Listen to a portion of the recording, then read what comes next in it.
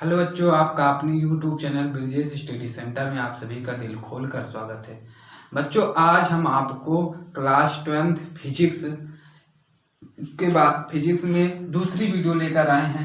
First video में मैंने आपको प्रकाश के परावर्तन तक करवा दिए थे। अब आज हम आपको बताएंगे प्रतिबिंब क्या होता है। क्या भैया, आज प्रतिबिंब के बारे में डिटेल से समझेंगे। तो चलो बच्चों, देखते हैं, लेट ना करते हुए प्रतिबिंब देखते हैं। प्रतिबिंब जिसे इंग्लिश में बोलते हैं इमेज। क्या बोलते हैं भैया? इमेज। इमेज क्या होती है? अच्छा, वास्तव में आप अपने दैनिक जीवन में यूज करते होंगे कि जैसे आप शीशा के सामने खड़े होते हैं, जैसे आईना कहते हैं, हिंदी में बोलते हैं गाँव भर में शीशा, या मिरर जिसे दर्पण कहते हैं। क्या कहते हैं भैया? दर्पण कहते हैं। दर्पण के सामने जब किसी वस्तु को रखते हैं या आप भी खड़े हो जाते हैं तो दर्पण में आपकी क्या बन जाती है? आकृति बन जाती है। क्या बन जाती है भैया? आकृति बन जाती है। इसी को क्या कहते हैं? प्रतिबिंब कहते हैं। तो आप एक लाइन में लिख लेना भैया, प्रतिबिंब की आपसे कोई डिफिनीशन पूछता है तो आप लिखना, जब किसी वस्तु को लिखना भैया, मैं भी लिख दे रहा हूं, ठीक है ना। जब किसी वस्तु को दर्पण के सामने रखते हैं तो उस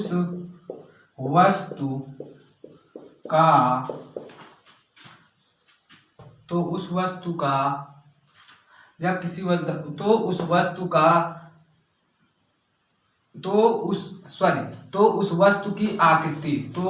उस वस्तु की आकृति या संरचना भी कर सकते हैं। हाँ, आकृति दर्पण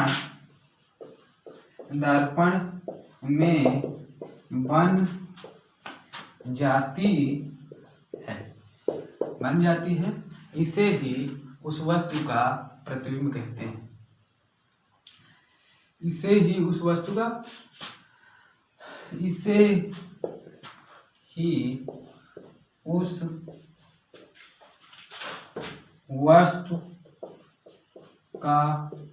प्रतिबिंब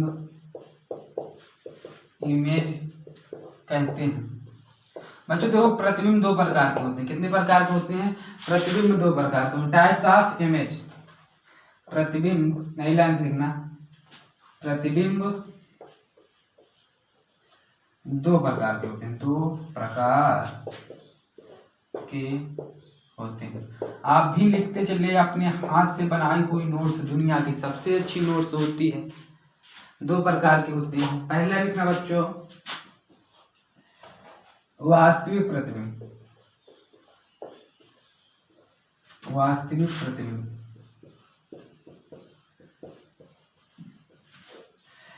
जिसे इंग्लिश में बोलते हैं रियल इमेज।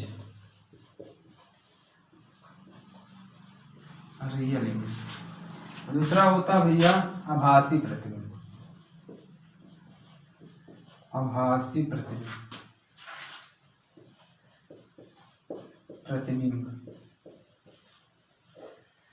Virtual image.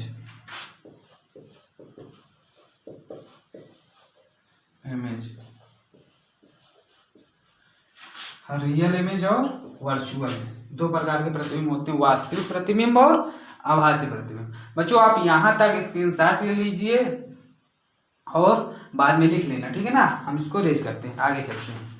अब ये दोनों के बारे में पढ़ते हैं, वास्तविक प्रतिबिंब किसे कहते हैं और आभासी प्रतिबिंब किसे कहते हैं।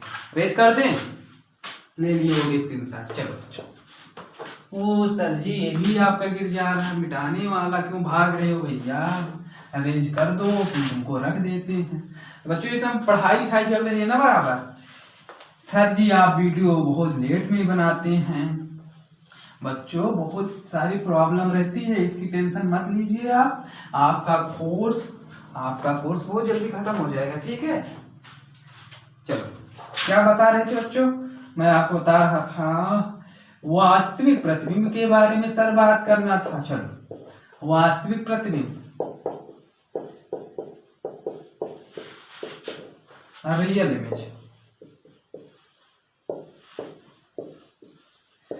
और रियल इमेज क्या होता है?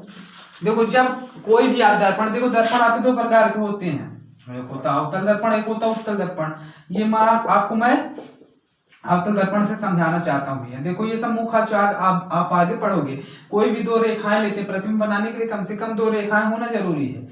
ये देखो अगर जो एक रेखा यहाँ से चली गई, ये चली गई भैया, दूसरी रेखा ये दूसरे जिस बिंदु पर एक दूसरे को काट रहे हैं, इसे क्या कहेंगे? प्रतिबिंब कहेंगे। इस बिंदु का इस पर क्या बन रहा है? प्रतिबिंब। मान लो एक वस्तु क्या थी? अनंत पे थी, इसका प्रतिबिंब कहाँ बन गई? ये जहाँ रेखाएं एक दूसरे को प्रतिच्छेद करती है वहीं पर इनका प्रतिबिंब बनता है। वास्तव में काटा हुआ आपको दिख रहा है, इसे वास्तविक प्रतिबिंब कहेंगे। अगर यही फील कराते भैया, डैश डैश ले जाकर पीछे कहीं कटाते तो क्या हो जाता? आपका आभासी प्रतिबिंब। ठीक है ना? तो आप यही लिखोगे किसी भी एक सेकंड भैया, चलो देखो अरेंज करते हैं, डिजिटल बोर्ड हो जाए सब जी तो सही रहे, सब चीजें ठीक रहे।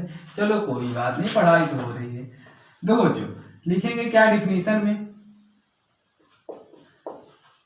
डिफिनीशन लिखते हैं, किसी, आप भी लिखिए, किसी बिंदु वस्तु से चलने वाली, किसी बिंदु वस्तु से चलने वाली प्रकाश की किरणें दर्पण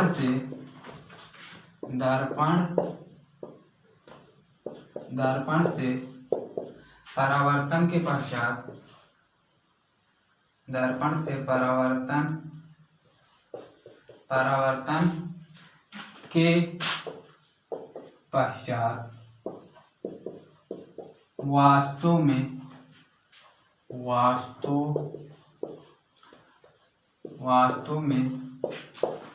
किसी बिंदु पर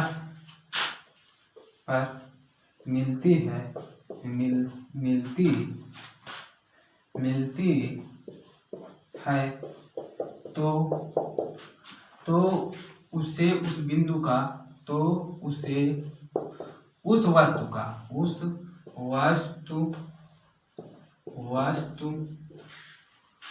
कौन सा प्रतिबिंब कहेंगे बच्चों? वास्तविक प्रतिबिंब कहेंगे। वस्तु का वास्तविक प्रतिबिंब। सर जी इंक लिख लीजिए। चलो बच्चों इसके बाद प्रतिबिंब कहते हैं नोट में करना, इसे पर्दे पर लिया जा सकता है, इसे देखा जा सकता है बच्चों। ठीक है ना? वास्तविक प्रतिबिंब को आप देख सकते हो, लेकिन आभासी क्या करोगे? फील करोगे। ये कर लेना भैया, लिख लेना, इसे पर्दे पर लिया जा सकता है। चलो बच्चों यहाँ तक आप नोट करिए, तब तक मार्कर को मैं दाना पानी दे दूं, क्योंकि सवेरे से मेहनत करते हुए बच्चों चले जाते हैं, इसलिए ये भी सूखने लगते हैं। जैसे आप लोगों को एनर्जी के लिए क्या करते हो? भोजन करते हो, उसी प्रकार इनके एनर्जी के लिए इनको इंक देना पड़ता है। तब तक आप नोट करते रहिए, पढ़ाई लिखाई अच्छे से करिए बच्चों। चलिए आगे चलते हैं बच्चों। हो गया होगा, आप लोग नोट कर लिए होंगे। चलो रेज करते हैं। चलो दूसरा कौन सा है बच्चों? इसे हम फील करेंगे। क्या करेंगे? फील करेंगे। चलो जब फील करेंगे तो इसे पर्दे पर नहीं लिया जा सकता। देखो बच्चों वर्चुअल इमेज क्या होता है? आभासी प्रतिबिंब, इंग्लिश में बोलते हैं बच्चों वर्चुअल इमेज।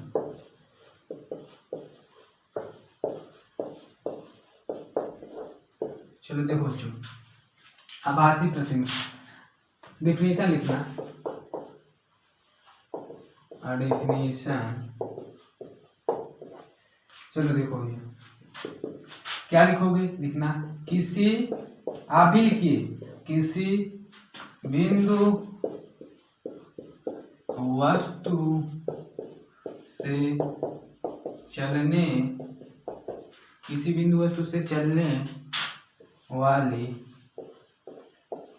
प्रकाश की किरणें, किसी बिंदु वस्तु से चलने वाली प्रकाश की किरणें दर्पण परावर्तन के पश्चात, दर्पण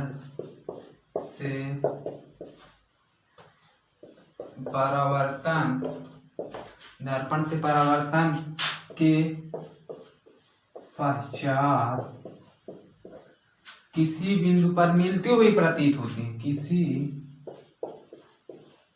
बिंदु पर आपकी क्या होगी, मिलती हुई